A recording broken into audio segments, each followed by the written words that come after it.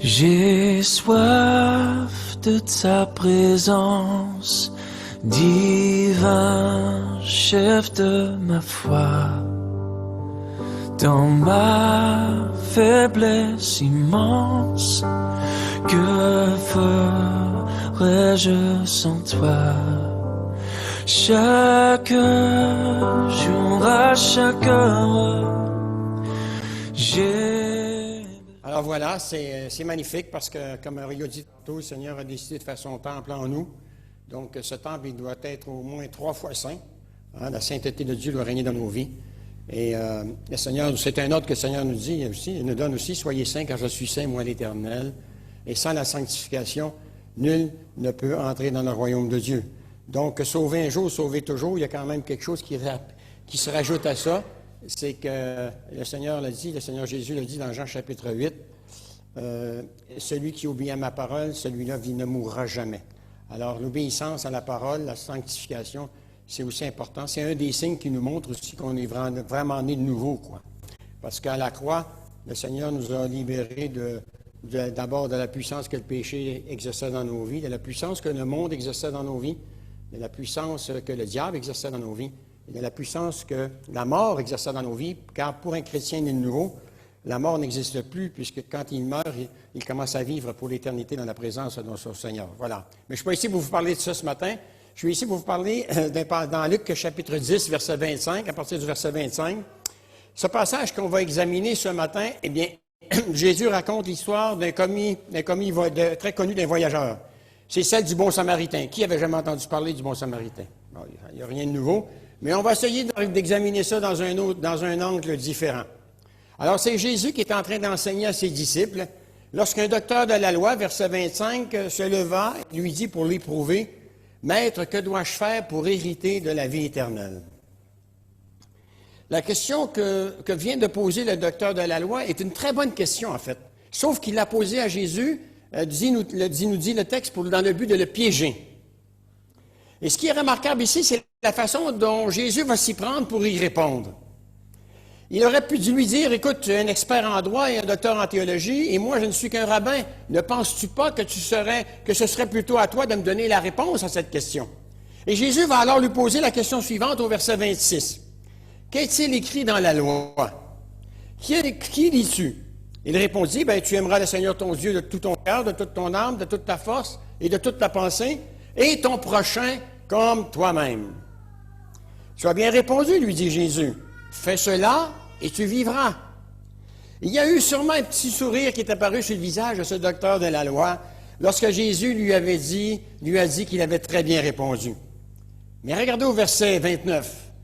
Mais voulant se justifier, le docteur de la loi dit à Jésus, « Et qui est mon prochain? » Bien-aimés, avant de continuer ce matin, si je vous posais la question, je vous donnais une petite feuille de papier à tous et chacun, et je vous disais, écrivez-moi qui est votre prochain pour vous ce matin. Ça pourrait être intéressant de voir les réponses qu'on requérait de votre part. Qui est votre prochain? Qui est mon prochain? Et on va voir que le docteur de la loi va finir par se faire prendre à son propre piège parce que ce n'est pas la bonne question qu'il a posée à Jésus. Pardon. Alors Jésus va faire quelque chose qu'il faisait régulièrement, qui désarmait complètement les gens. Il va lui répondre en lui racontant une histoire. Il va alors raconter au docteur de la loi l'histoire d'un homme qui voyageait sur le chemin de Jéricho, un chemin qui était réputé pour être extrêmement dangereux, et ce pour différentes raisons. D'abord pour sa pente forte inclinée et pour la difficulté à circuler sur celle-ci. Je rentrerai pas trop loin, j'irai pas trop loin dans les détails, mais ce chemin ne faisait que 27 km de long, mais se trouvait à 823 mètres au-dessus de la mer, à partir de Jérusalem, pour se retrouver à 244 mètres en dessous de la mer, rendu à Jéricho. Alors, c'était un chemin qui descendait, donc on était mieux de le descendre que de le monter, finalement. De plus, à l'époque de Jésus, Jéricho était une région désertique qui était fréquentée par des voleurs et par des tueurs. En fait, c'était un chemin tellement dangereux qu'il était appelé le chemin du sang. C'était l'une des zones les plus touchées par la criminalité autour de Jérusalem. Et les biblistes estiment qu'environ 12 000 malfaiteurs parcouraient cette région désertique à la recherche de victimes potentielles à agresser. Pardon. Ces bandes de criminels ressemblaient à ces gangs de rue qui contrôlent certains quartiers de nos grandes villes aujourd'hui. Ils erraient comme des meutes de chiens sauvages, attaquant, battant et volant des victimes sans défense. Voilà le genre de danger auquel étaient confrontés, bien aimés, les gens qui circulaient sur le chemin de Jéricho à cette époque.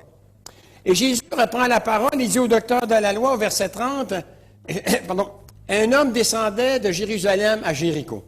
Il tomba au milieu des brigands qui le dépouillèrent, le chargèrent de coups, ils s'en allèrent, le laissant pour mort. Jésus est très précis ici. Et on va voir tout au long du message que c'était important qu'il soit précis, pour lui et pour le docteur de la loi et aussi pour nous. Il dit que l'homme a été volé, l'homme a été battu, déshabillé et laissé littéralement pour mort. Pourtant, il y a quand même beaucoup de choses que nous ne savons pas sur ce type. Nous ne savons pas d'où il venait, nous ne savons pas ce qu'il faisait sur cette route, et nous ne savons même pas son nom. Merci. Est-ce qu'un moteur de voiture, tu vois, je vais me réchauffer? Cependant, la seule chose que Jésus veut nous faire savoir sur cet homme, c'est que c'était quelqu'un qui avait non seulement besoin d'aide, mais qui avait besoin que quelqu'un lui vienne en aide. Jésus est en train de nous montrer ici qu'il y a seulement deux manières de réagir lorsque vous rencontrez quelqu'un dans le besoin. Afin de mieux comprendre d'où nous voulons en venir, en racontant cette histoire au docteur de la loi, regardons ensemble les deux manières de réagir que Jésus partage avec ceux qui l'écoutaient, et particulièrement avec le docteur de la loi. Premièrement, lorsque vous rencontrez quelqu'un dans le besoin et que vous devez décider s'il est votre prochain ou non, vous allez dans un premier temps rationaliser la situation dans votre esprit. C'est un gros mot, mais je vais vous expliquer ça, je vais simplifier ça, j'aime les choses simples. C'est-à-dire que vous allez commencer à raisonner. Il arrive un cas devant vous, vous allez commencer à raisonner. Et le raisonnement, c'est le suivant, et c'est intéressant ça, parce que je vais vous raconter ce qui m'est déjà arrivé récemment. Le raisonnement, c'est, tu regardes une personne, bon, on va dire quelqu'un qui a de la difficulté à marcher, et puis là, qu'est-ce qui se passe dans ta tête? Est-ce que je vais l'aider ou je ne vais pas l'aider? Est-ce que j'ai le temps ou je n'ai pas le temps? Ah oui, mais peut-être que Dieu va placer quelqu'un d'autre que moi sur son chemin. C'est ça qu'on appelle raisonner. Je vais vous donner un exemple. On finira peut-être pas le message, mais on a une heure, donc donner. Cet automne, au mois de novembre, il faisait quand même assez froid. Je suis chez ma fille dans la boutique et je vois à travers la vitrine, je suis en train de parler avec elle, et je vois à travers la vitrine qu'il y a une dame qui traverse, qui est sur le trottoir et puis qui était pratiquement en pyjama avec un genre de je ne sais pas, une gougoune, je ne sais pas comment vous appelez ça ici, mais en tout cas, quelque chose en minou par-dessus pour se protéger du froid. Un peignoir, merci. Et elle est quand même assez âgée, donc je la regarde, je dis, est-ce qu'elle vient d'une maison de repos? Est-ce qu'elle s'est sauvée de quelque part?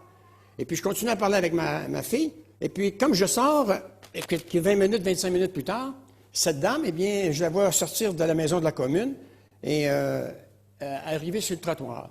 Et là, je commence à raisonner. C'est ça qu'on vous dit. La première réaction, souvent, c'est le raisonnement. On rationalise les choses. Alors, je me suis dit, parce que tu sais, surtout quand tu es chrétien, hein, il y a quand même quelqu'un en haut qui te pousse dans le dos. Hein. Et là, je me suis dit, j'ai commencé à rationaliser, je me suis dit, elle n'est sûrement pas tout seul, il y a sûrement quelqu'un qui l'attend dans le stationnement de la commune. Donc, voilà. Mais je suis pasteur, hein, ça ne m'empêche pas de me rationaliser aussi, hein, de rationaliser. Alors, écoutez, je satisfais ma conscience, hein, j'apaise ma conscience, et puis, non, elle descend. Alors, elle descend pour s'en aller vers la rue principale. Ah, j'ai dit peut-être qu'il y a quelqu'un qui est stationné là, puis qui l'attend.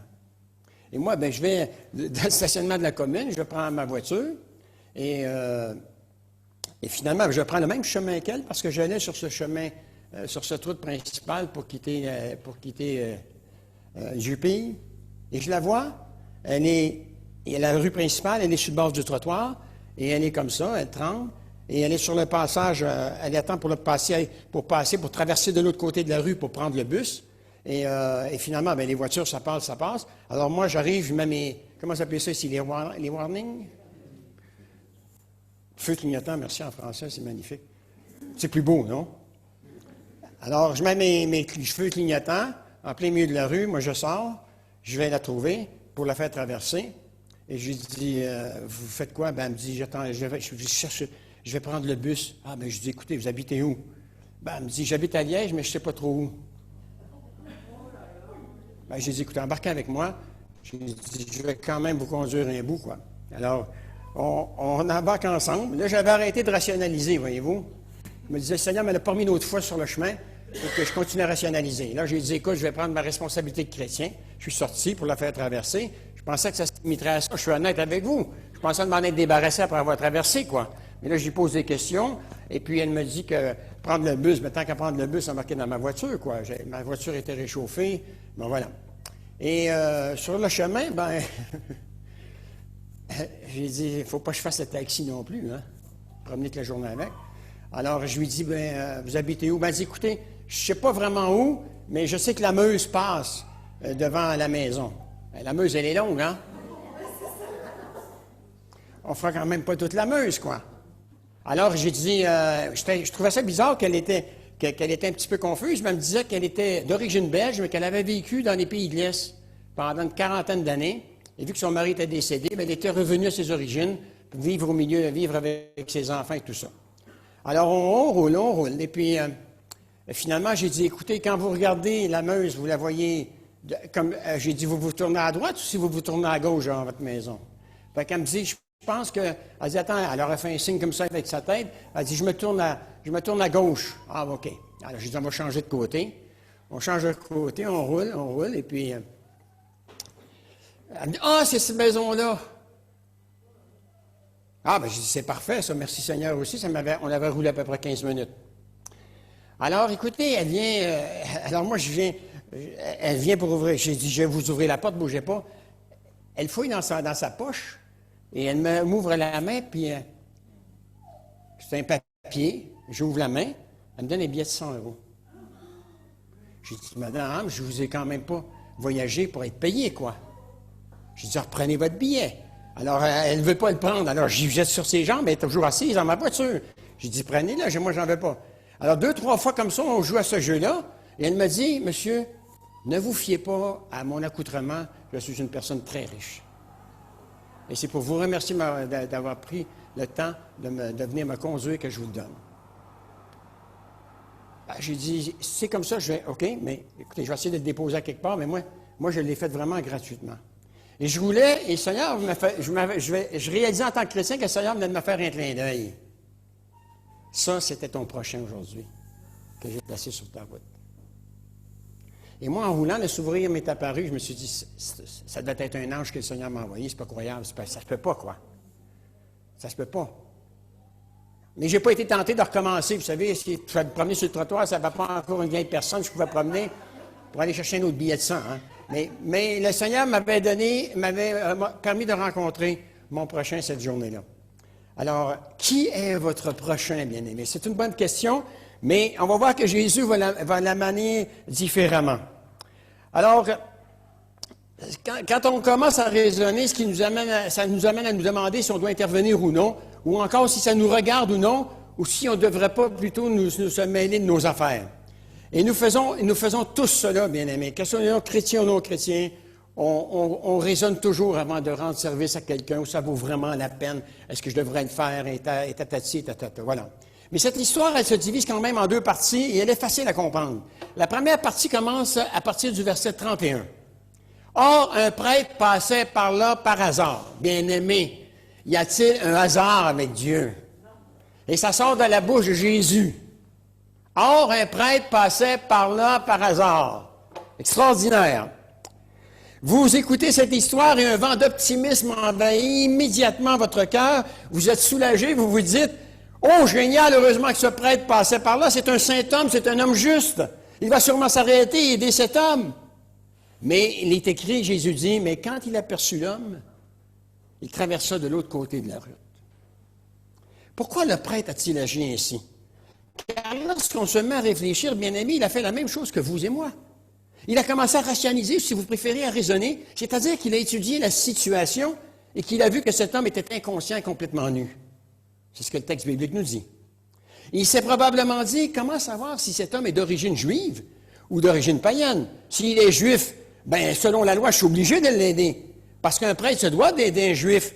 Et je devrais faire demi-tour pour le ramener à Jérusalem. Mais si c'est un gentil, si ça pouvait être un gentil, je ne serais pas obligé de l'aider. Dommage, se dit-il, il n'y a aucun moyen pour moi de savoir s'il est juif ou non. Bien-aimé, c'est faux. Il y avait au moins un endroit où il aurait pu regarder pour savoir avec certitude si cet homme était juif ou non.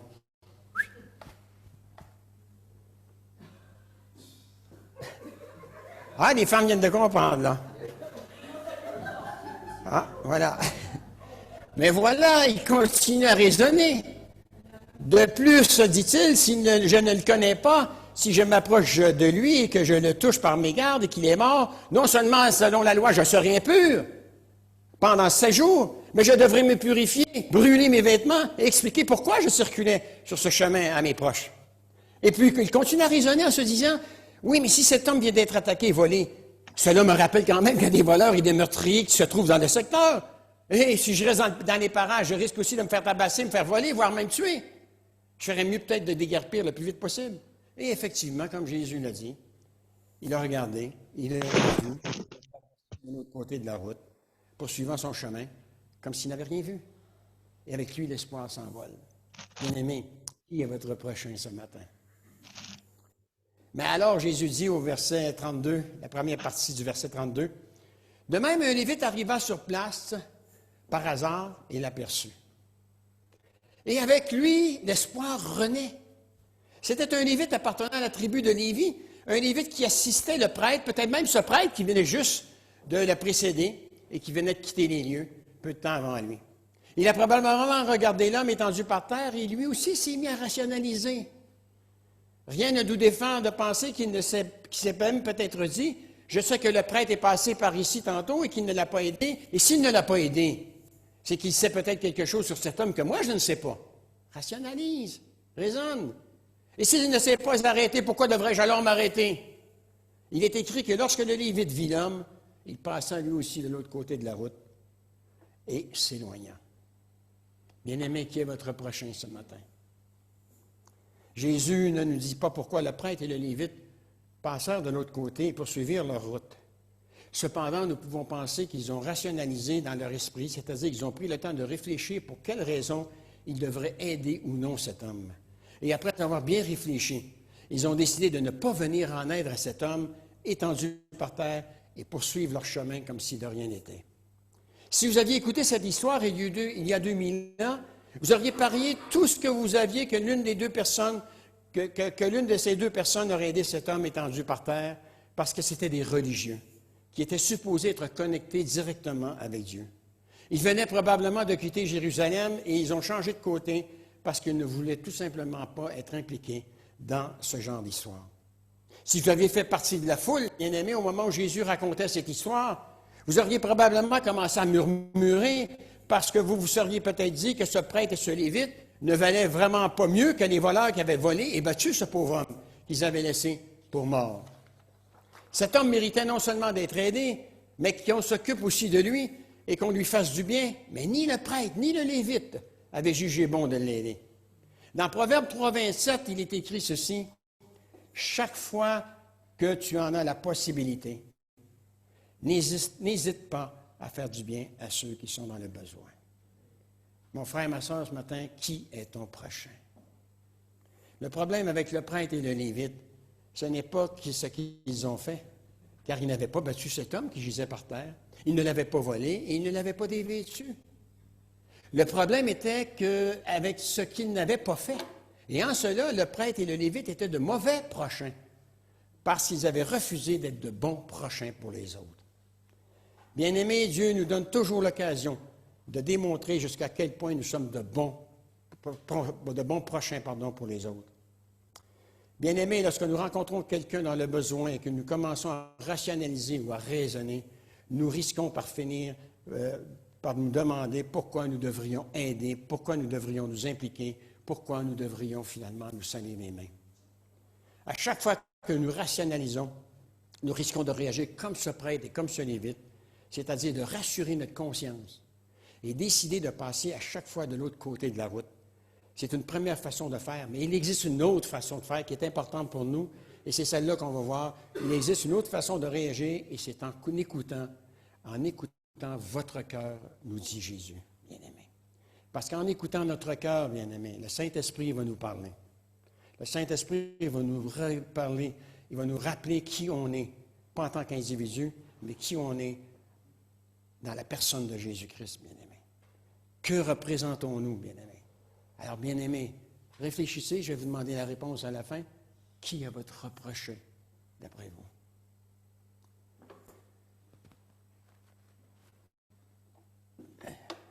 Moi, j'ai encore 2 minutes pour... Je vais en raconter un autre exemple.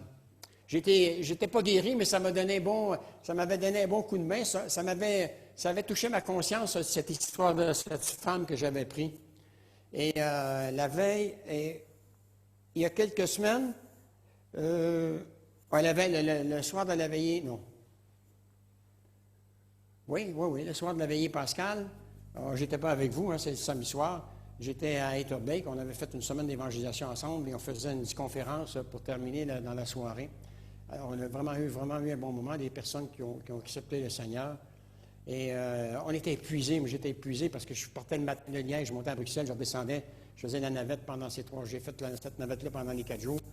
Et j'étais épuisé, j'étais avec mon épouse. Et on est rentré vers 22h30 le soir. Et qui je vois? Exactement, moi, chez moi, c'est fait pareil. Vous savez, c'est comme ça, il y a des petites marches comme ça, et puis il y a encore 2 autres marches, puis je rentre à la maison. Et qui je vois? Je stationne ma voiture, et il y a un gars qui est assis sur ma propriété, et qui est comme ça. Et puis, il y a un bagage autour de lui. J'ai pensé que c'était un itinérant. Mais vous savez, si j'avais été légaliste, là, j'avais eu ma leçon, mais quelques semaines avant, et je me suis dit, ça, c'est le prochain que le Seigneur m'a placé sur mon chemin ce soir. J'étais crevé, hein? Mon épouse était fatiguée aussi. Alors, je m'approche de lui. J'aurais pu lui dire, hein, si j'avais été vraiment là, si j'avais rationalisé, là, j'aurais dit, mais qu'est-ce que tu fais sur mon terrain, toi? Mais ce n'est pas une attitude à avoir en tant que chrétien. Hein? Alors, je me suis approché. Il a entendu mes pas. Et il a levé la tête. Je lui ai dit, qu'est-ce que tu... Oui, est-ce que je peux savoir, t'es malade, t'as quelque chose qui ne va pas? Il me dit, non, je viens de rater mon bus. Donc, il avait passé la soirée à la salle de basket. Et puis là, il y a ses jambes qui avaient lâché. Et il s'était assis sur mon seuil.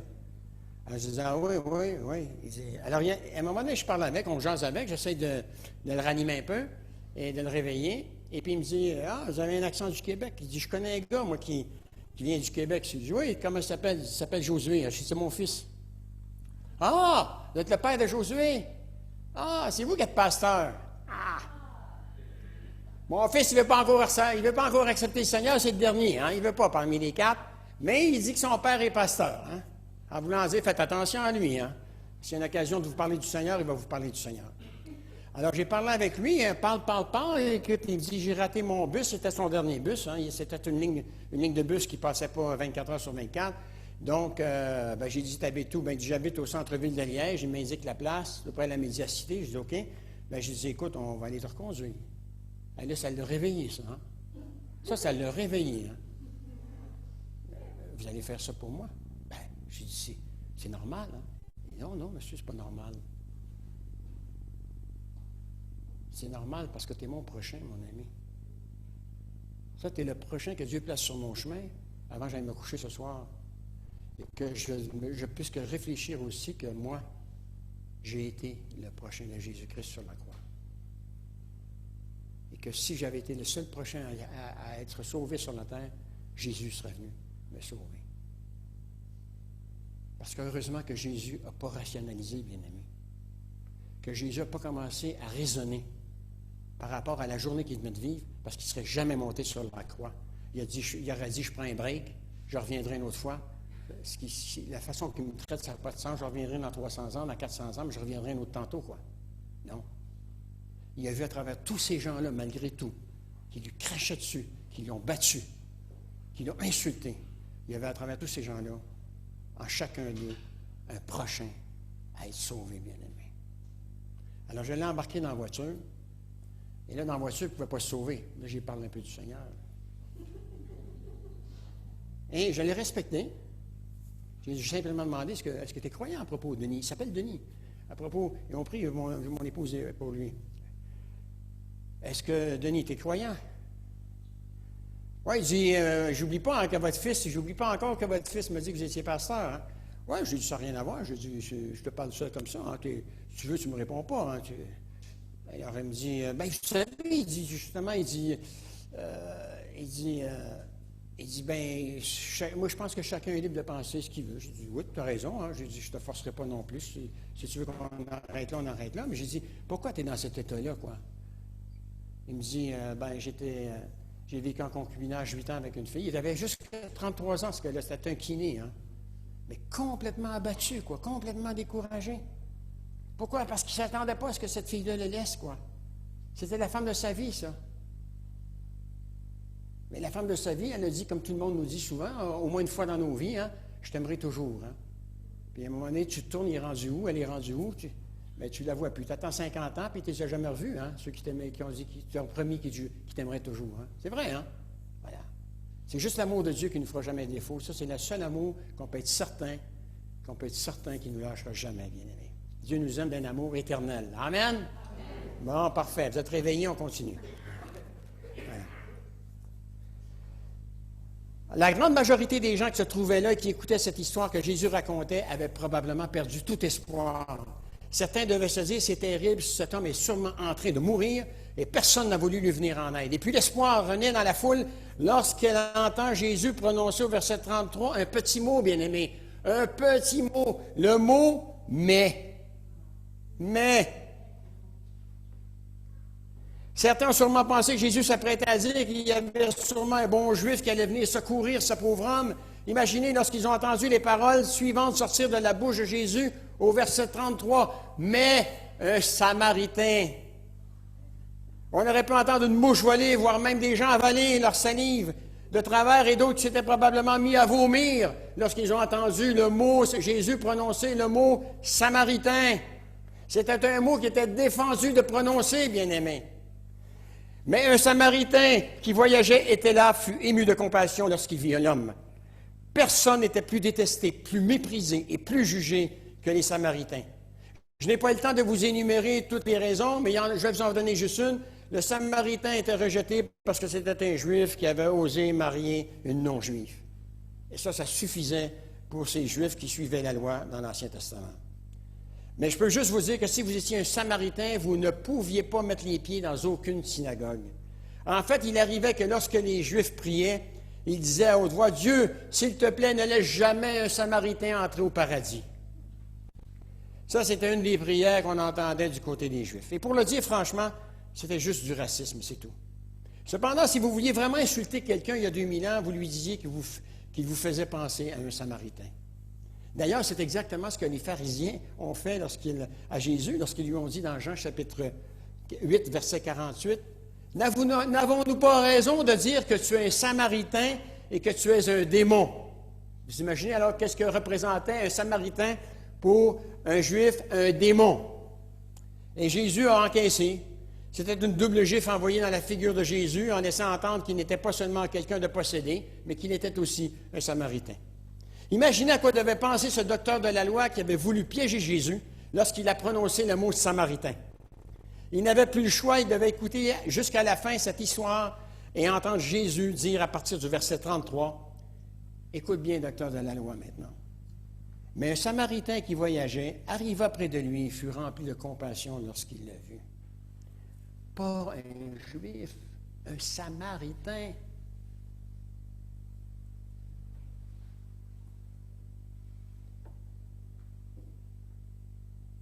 Il s'approcha et banda ses plaies en lui versant de l'huile et du vin.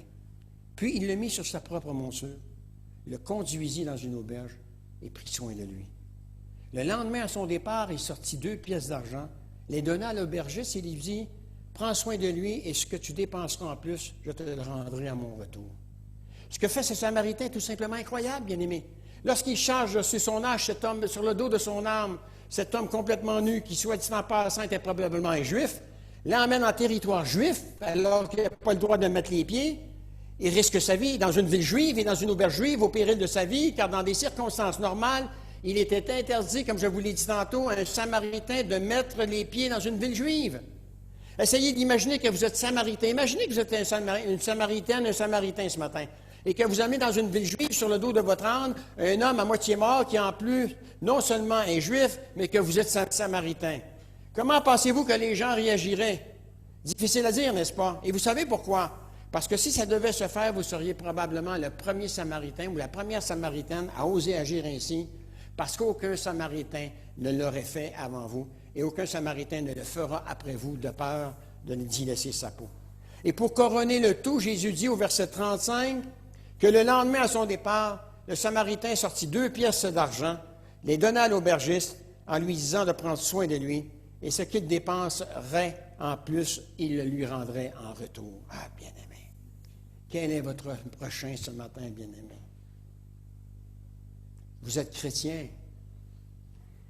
Est-ce que le non-chrétien, vous le considérez aussi comme votre prochain ce matin? Ou si vous prenez des distances pour ne pas salir votre âme, de peur qu'il vous corrompe, de peur qu'il vous attire dans le monde, est-ce que vous voyez dans le non-chrétien quelqu'un que Dieu veut aussi sauver et que Dieu vous rappelle qu'il est aussi votre prochain? Parce que n'oubliez pas que si vous dites non à cette chose-là, vous pouvez considérer votre enfant majeur comme n'étant pas votre prochain puisqu'il n'est pas converti. Tous ceux que Dieu place sur votre chemin, sur mon chemin, bien-aimé, ce sont nos prochains, bien-aimés. Ce sont tous des gens, bien-aimés, qui sont qualifiés par Dieu pour recevoir le salut en Jésus-Christ, bien-aimé. Et ça passe par celui qui a déjà d'abord reçu Jésus-Christ, ou qui laisse Jésus régner dans sa vie, qui voit les gens qui ne sont pas sauvés comme Jésus les voyait avec ses yeux, qui est capable de parler comme Jésus parlait, parce qu'il en a reçu les capacités par l'Esprit qui habite en lui, bien-aimé. Quel est votre prochain ce matin? Amen. On continue.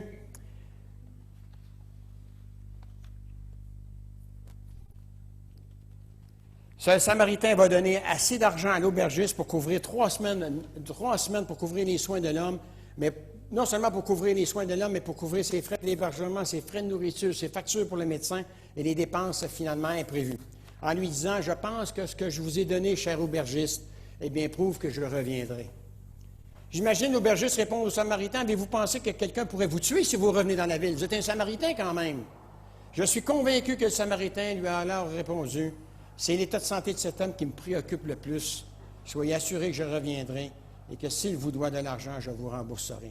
Quelle belle leçon ici donnée par le Samaritain, bien-aimé. C'est pas moi. C'est pas moi, je ne m'inquiète pas pour moi. Je ne m'inquiète pas ce qui peut m'arriver, mais si je reviens dans cette ville-là, le chercher. Non. C'est l'état de santé de cet homme-là. Bien-aimé, hein? Il est en train de nous parler ce matin, hein, ce Samaritain-là. Est-ce que tu as peur, tu te prives d'évangéliser parce que tu as peur de perdre ta réputation? Est-ce que tu as peur d'évangéliser de peur de ce que les gens vont dire de toi, de ce que les gens vont penser de toi?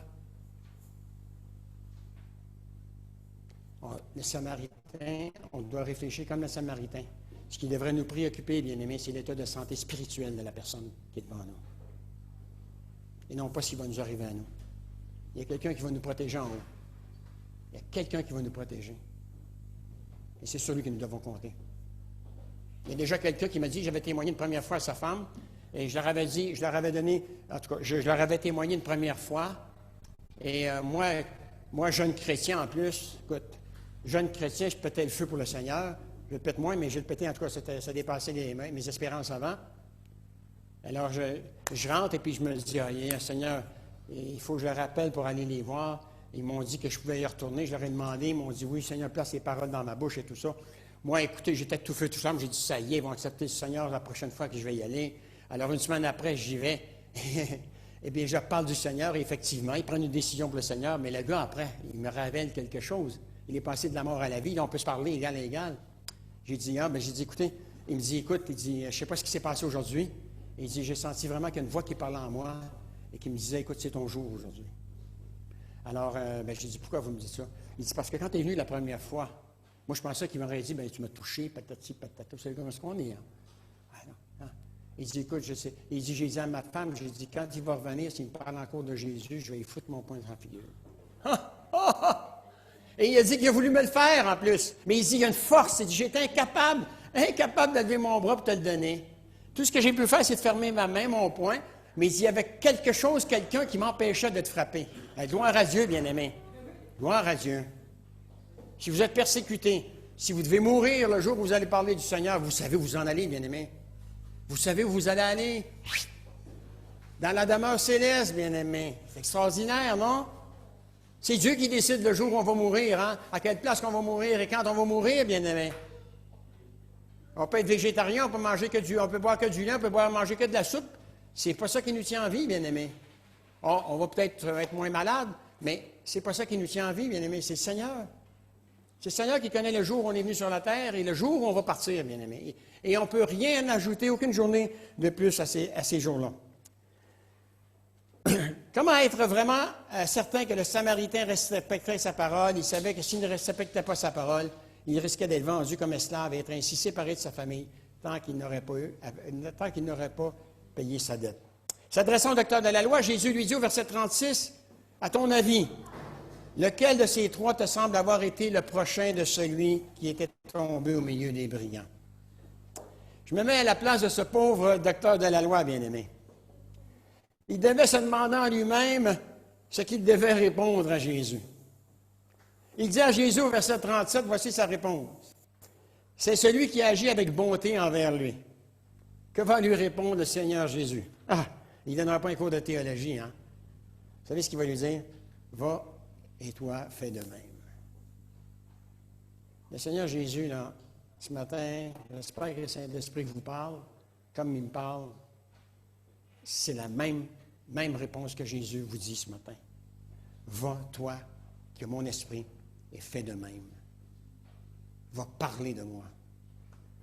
Parce qu'il y a des gens qui ont été agressés, attaqués toute leur vie par un brillant qui s'appelle le diable et qui ont besoin d'être sauvés, qui ont besoin d'être soignés spirituellement et d'être sauvés, bien-aimés. Avez-vous cette vision que Jésus avait quand il est venu sur la terre, bien-aimés?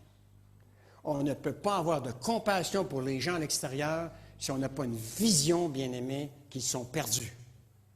On va continuer à rationaliser. « Ah, bien, si c'est pas moi que le Seigneur appelle à témoigner aujourd'hui, ça sera un autre, et ainsi de suite. » On ne témoignera jamais, bien-aimés. Jamais. Et je vous l'ai dit, on ne parle pas de Jésus la première fois qu'on rencontre des gens qu'on ne connaît pas.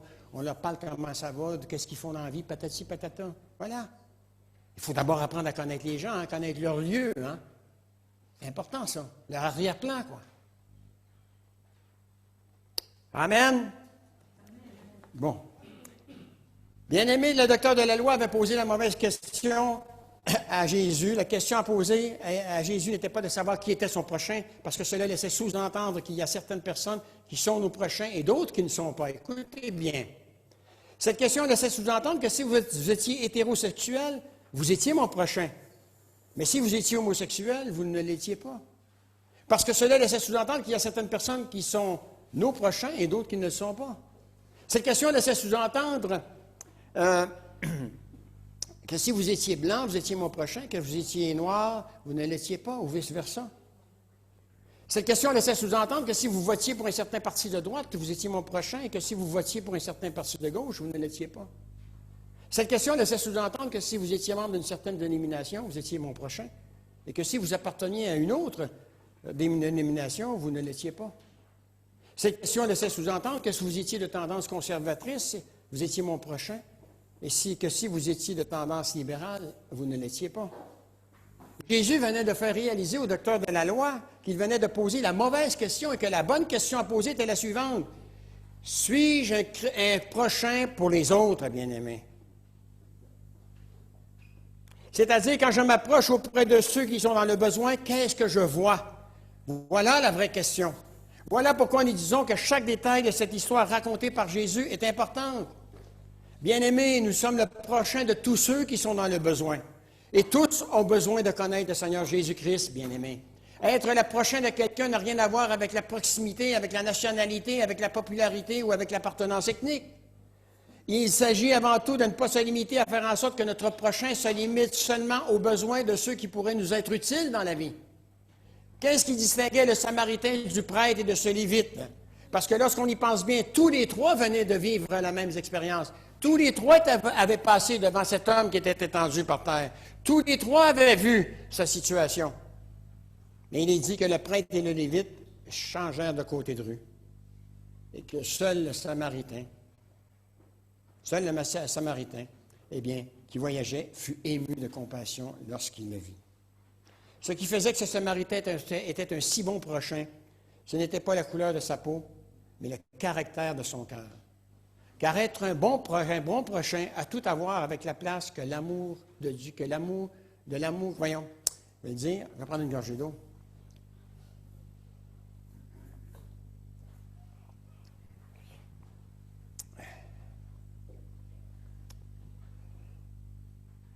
Être un bon prochain a tout à voir avec la place que l'amour de Dieu occupe dans notre cœur. Jésus voulait montrer à ce docteur de la loi que le véritable amour, c'est-à-dire celui qui vient d'en haut, vous amènera à un point où vous ne pourrez plus vous empêcher d'être un bon prochain pour qui que ce soit.